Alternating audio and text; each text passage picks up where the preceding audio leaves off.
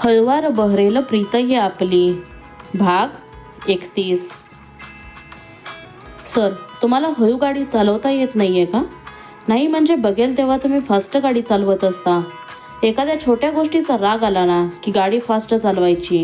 याने काय राग निघून जातो का तुमचा? अक्षिता रागाने बोलली आणि तिचा आवाज कानी पडताच त्याने त्याच्या गाडीचा ब्रेक पटकन दाबला. गाडीतून खाली उतर, वीर रागाने बोलला. आता काय मला गाडीतून खाली उतरवल्यावरती परत माझ्या मागून गाडी घेऊन येणार आहात का? अक्षिता, गाडीतून खाली उतर, तो आवाजात जरब आणत बोलला आणि अक्षिता गाडीतून खाली उतरली. त्याने लगेच त्याची गाडी स्टार्ट केली आणि तिथून निघून गेला. अरे देवा, माझ्याकडे तर आता माझी पर्ससुद्धा नाही आहे. ती तर गाडीतच विसरली. आणि आता मला ऑफिसपर्यंत जायचं आहे. 2 किलोमीटर तरी अंतर असेल. चालत जावं लागणार बहुतेक. आणि जर मला ऑफिसमध्ये पोहोचायला उशीर झाला तर ते परत माझ्यावर चिडतील. आणि तसंही त्यांना चिडण्याशिवाय दुसरं येतं तरी काय, असं म्हणतच अक्षिता पटपट पावले टाकत ती स्वतःशीच बडबडत चालत होती. ऑफिसमध्ये पोहोचायला तिला जवळपास अर्धा तास वेळ लागला. ऑफिसमध्ये आल्या आल्या पटकन ती वॉशरूममध्ये गेली. तिने तिचे विस्कटलेले केस व्यवस्थित केले आणि ती तिच्या डेस्कवर जाऊन बसली. वीर जो मगाशी तिला अर्ध्या रस्त्यात सोडून ऑफिसमध्ये आला होता तो केबिनमध्ये बसून तिच्याच येण्याची वाट बघत होता. पण तिला समोर डेस्कवर बसलेलं पाहून तो शांत झाला. अक्षिता, आज काही स्पेशल आहे का? रेश्मा, नाही. का गं? अक्षिताने विचारले. नाही, तू आज छान दिसतेस आणि तू ऑफिसला सुद्धा लेट आलीस. त्याच्याबद्दल आम्हाला कोणाला काही माहीत नव्हतं. आज सरसुद्धा ऑफिसला लेट आले म्हणून विचारलं. त्यांच्या घरी काही फंक्शन होतं का? रेश्मा, त्यांच्या घरच्या फंक्शनबद्दल मला कसं माहीत असणार? अक्षिता नजर चोरत बोलली. अगं, तू तर त्यांची असिस्टंट आहेस, म्हणजे त्यांच्या सगळ्या शेड्यूलबद्दल तुला तर माहिती असणारच ना? रेश्मा, मी सरांची असिस्टंट आहे, त्यांच्या पूर्ण फॅमिलीची नाही. आणि मला इथे जेवढी कामे मिळतात मी तेवढीच करणार ना? अक्षिता, नक्कीच काहीतरी गडबड आहे. ही आज इतकी छान का तयार झाली आहे? आणि सरांचा सुद्धा आजचा लूक वेगळा आहे. नक्कीच हे दोघं सोबत होते, पण मग येताना हे दोघे वेगळे कसे काय आले? त्या दोघांनी सोबतच यायला हवं होतं. रेश्मा मनातच विचार करत होती. सर, अक्षिता, मला आज थोडं लवकर जायचं आहे, अक्षिता बोलली. एकतर ऑफिसमध्ये उशिरा आली आहेस आणि आता सांगतेस का की मला लवकर जायचं आहे म्हणून? आधी ऑफिसमधली सगळी कामं कर आणि मग कुठे जायचं आहे तिकडे कुशाल जा. वीर, माझीच चुकी झाली सर. कुठून मला दुर्बुद्धी सुचली आणि मी त्या लग्नाला गेले काय माहीत. तुम्हाला माहिती आहे सर, मी ज्या व्यक्तीसोबत लग्नाला गेले होते ना, त्या व्यक्तीने येताना मला अर्ध्या रस्त्यात सोडून दिलं आणि गाडी घेऊन निघून आले. मग काय मला येताना परत चालत यावं लागलं, 2 किलोमीटर अंतर. पण ज्या व्यक्तीमुळे हे सगळं घडलं त्या व्यक्तीला तर त्याची काही पर्वाच नाही आहे. एका मुलीला अर्ध्या रस्त्यात सोडून दिलं. ती मुलगी कशी येणार याचाही विचार केला नाही. आणि मुळात माझी पर्स पण त्या गाडीतच विसरली होती. त्याच्यामुळे मला ऑटोने सुद्धा येता आलं नाही. अक्षिता रागात बोलून गेली. तू जरा जास्तच बोलतेस, असं नाही वाटत का तुला? तिला असं बोलताना पाहून वीर बोलला. सॉरी सर, मला असं बोलायला नको होतं, पण 2 किलोमीटर अंतर चालल्यानंतर माणसाला राग तर येणारच ना? अक्षिता, तुला कशासाठी लवकर जायचं होतं? वीर नरम आवाजात बोलला. सर, मी जी रूम बघितली आहे ना, तिथल्या मुलीने मला आज भेटायला बोलावलंय. 1-2 दिवसात मी तिथे शिफ्ट करणार आहे, त्याच्यामुळे मला जायचं आहे. अक्षिता, मी सुद्धा येतो तुझ्यासोबत. वीर, नाही, त्याची काहीच गरज नाही आहे, मी एकटी जाऊ शकते. अक्षिता, मी हेल्प केली तर काही प्रॉब्लेम आहे का? आणि तसंही मी ज्या मुलीला अर्ध्या रस्त्यात सोडलं होतं तिला जर मी हेल्प केली तर निदान तिचा थोडा तरी राग कमी होईल. वीर बोलला आणि अक्षिताने त्याच्याकडे चमकून पाहिलं. नाही, नको, असं म्हणतच अक्षिता केबिनमधून बाहेर पडली. मी खरंच तिला अर्ध्या रस्त्यात सोडायला नको होतं. मुळात तिची पर्स माझ्या गाडीत राहिली हे माझ्याही लक्षात आलं नाही. त्याच्यामुळे तिला चालत यावं लागलं. पण आज जर मी तिच्यासोबत गेलो तर निदान मला तिची समजूत तरी काढता येईल. वीर स्वतःशीच बडबडत होता. वीर, काल जे डील फायनल झालं होतं त्याचे पेपर रेडी झालेत, तर तू एकदा वाचून घे, म्हणजे ते मिस्टर सार्थक यांना पाठवता येतील.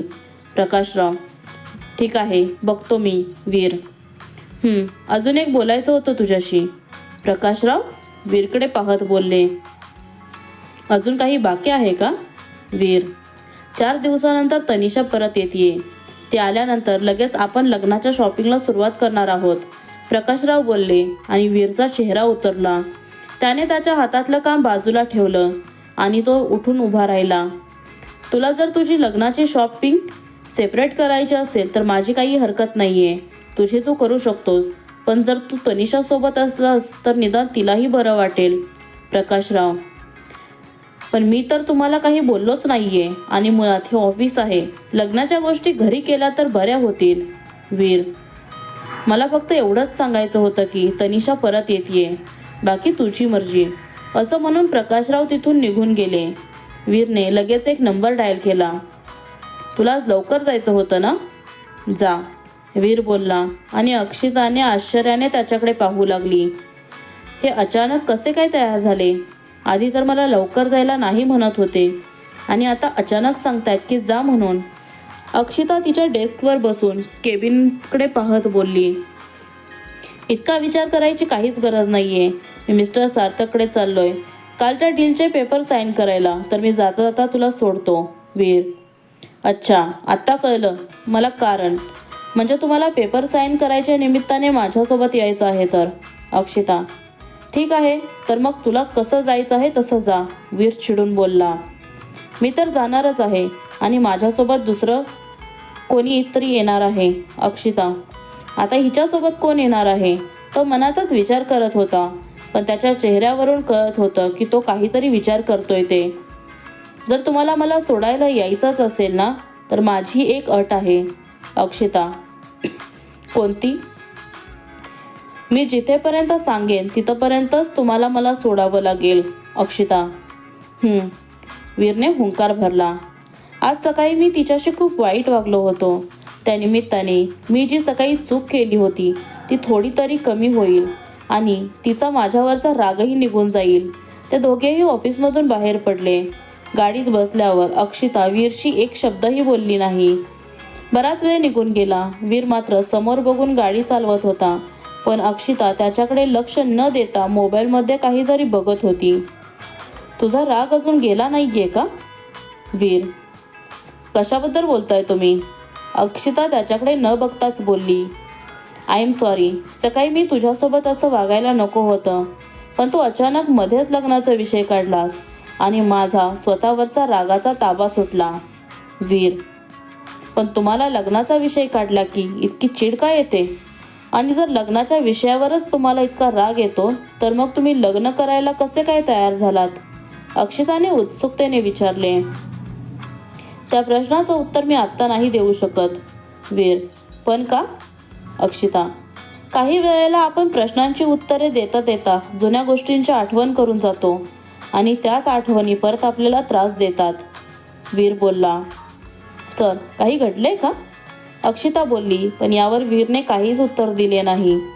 सर, इथेच गाडी थांबवा, अक्षिता वीरला म्हणाली.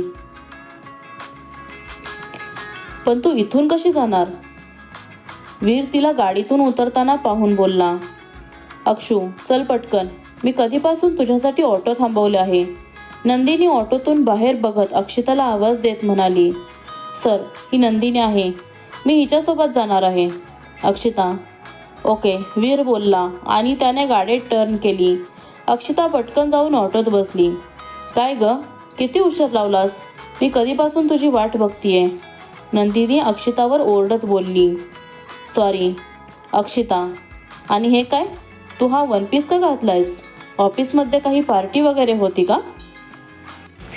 तिला एवढं छान तयार झालेलं पाहून नंदिनीने विचारलं. ऑफिसमध्ये पार्टी नव्हती. सरांच्या मित्राच्या बहिणीचं लग्न होतं आणि ऑफिसला जायच्या आधी आम्ही त्या लग्नाला गेलो होतो म्हणून घातला होता. अक्षिता, ओके. निकिता आपली वाट बघत असेल, तिला आज नाईट शिफ्टला जायचं आहे, नंदिनी माहिती पुरवत बोलली. त्या दोघी फ्लॅटवर पोहोचल्या. नंदिनीने डोअरवर नॉक केलं. आतून दरवाजा उघडला गेला. मी तुमचीच वाट बघत होते. मला ऑफिसला जायचं आहे, त्याच्यामुळे मी तुम्हाला आज जरा लवकरच बोलावलं होतं. हा बेड रिकामा आहे आणि ही या रूमची एक्स्ट्राची चावी. निकिता चावी अक्षिताच्या हातात देत बोलली, ठीक आहे, मी बघते. अक्षिता आपण आजच साफसफाई करून घेऊया, म्हणजे तुला सामान शिफ्ट केल्यावर पुन्हा साफसफाई करावी लागणार नाही आणि पुन्हा तुला वेळ मिळेल की नाही ते सुद्धा माहीत नाही. नंदिनी, हो, आपण आजच साफसफाई करून घेऊया आणि ऑफिसच्या कामामुळे परत मला वेळसुद्धा मिळणार नाही. एक दिवस सुट्टी मिळते, त्याच्यात मला अभ्याससुद्धा करावा लागतो. अक्षिता. त्या दोघींनी लगेच साफसफाईला सुरुवात केली. अर्ध्या तासात सगळी साफसफाई झाली. अक्षिता, आपण आता निघूया.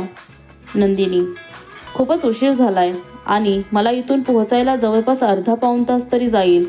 अक्षिता. हॅलो. अक्षिता म्हणाली, कुठे आहेस तू? वीरने विचारले. आम्ही आता इथून निघतोय, अर्ध्या पाऊण तासात घरी पोहोचेन. अक्षिता माहितीपूर्वक बोलली. बरं. वीर. काय ग, कोणाचा कॉल होता? नंदिनी, वीरचा. कुठे आहेस असं विचारत होते. अक्षिता. चल निघूया, नंदिनी अक्षिताला म्हणाली. त्या दोघी खाली निघून आल्या. समोरच ऑटो स्टँड होतं, पण तिथे एकही ऑटो नव्हती, म्हणून दोघीही तिथेच रस्त्याच्या बाजूला उभ्या होत्या. त्यांच्यासमोर एक गाडी येऊन थांबली. गाडीची काच खाली झाली आणि समोरच्या व्यक्तीला बघून अक्षिता आश्चर्यचकित झाली. तुम्ही इथे? तुम्ही आमचा पाठलाग करताय का? अक्षिता जवळजवळ त्याच्यावर ओरडत बोलली. मी तुझा पाठलाग कशाला करेन? माझं तिथलं काम झालं होतं म्हणून मी तुला कॉल केला होता आणि आत्ता मी घरी निघालो होतो तेव्हा दोघींना इथे उभं राहिलेलं पाहिलं म्हणून गाडी थांबवली. वीर. अक्षू, तू पण ना काहीही विचार न करता एखाद्यावर ओरडत असतेस. नंदिनी तिच्या कानाजवळ हळू आवाजात बोलली. हे असे समोर आलेत म्हटल्यावरती साहजिकच आहे ना, कोणालाही असं वाटेल की हे आपला पाठलाग करतायत. अक्षिता. तुला यायचं असेल तर गाडीत बस. वीर. आणि जर नसेल यायचं तर? अक्षिता. तर मग जेव्हा इथे तुला ऑटो मिळेल ना तेव्हा घरी ये. वीर. नाही, आम्ही येतोय तुमच्यासोबत. मलाही पुढे ड्रॉप कराल का? नाही म्हणजे ही तुमच्यासोबत आली तर मग मला एकटीलाच इथे उभं राहावं लागेल ना, म्हणून म्हटलं. नंदिनी. तुला का जायचं आहे यांच्यासोबत? अक्षिता थोडा हळू आवाजात बोलली. आजूबाजूला बघ ना, इथे एकही माणूस दिसत नाहीये आणि अशा ठिकाणी आपण दोघीच उभ्या राहणार आहोत का? आणि इथे आपल्याला परत ऑटो कधी मिळेल तेहीच माहीत नाहीये. त्यापेक्षा आपण इथून गेलेलंच बरं. आणि जर तू गाडीतून गेलीस तर मलाही जाता येईल ना आणि तू सरळ डायरेक्ट घरी पोहोचशील. नंदिनी बोलली आणि अक्षिताने आजूबाजूला पाहिलं. खरंच इथे तर कोणीच नाहीये. अक्षिता. मी तुला शेवटचं विचारतोय, येणार आहेस की नाही? वीर. हो, आम्ही येतोय, असं म्हणत अक्षिता आणि नंदिनी दोघीही गाडीत बसल्या. कधी शिफ्ट करणार आहेस मग? वीरने गाडीत बसल्या बसल्या प्रश्न केला. रविवारी मला सुट्टी असते ना ऑफिसला, त्याच्यामुळे रविवारीच करणार आहे. अक्षिता. ओके, वीर म्हणाला. तुम्ही इथे पुढे गाडी थांबवा, मी इथून जाईन. नंदिनी गाडीतून खाली उतरली आणि अक्षिता पाठीमागे बसून राहिली. वीरनेही काहीही न बोलता गाडी स्टार्ट केली. तुला ती रूम आवडली ना?